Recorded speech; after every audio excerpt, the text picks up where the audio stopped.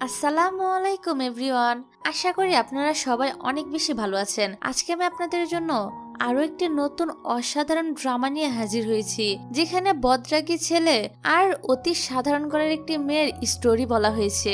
আশা করি এই স্টোরিটাও আপনাদের অনেক বেশি ভালো লাগবে। গল্পের শুরুতেই আমরা শিশির নামের একটি কিউট মেয়েকে দেখতে পাই। শিশির ফ্যাশন ডিজাইনিং এর কোর্স করেছে। তাছাড়া তার স্বপ্ন হলো সে অনেক বড় ফ্যাশন ডিজাইনার হবে। শিশির যখন ঘুমাচ্ছিল তখনই তার মা তাকে কল করে বলে তাড়াতাড়ি তার মার দোকানে চলে যেতে। আসলে শিশিরের মায়ের একটা ড্রাই ওয়াশের দোকান ছিল।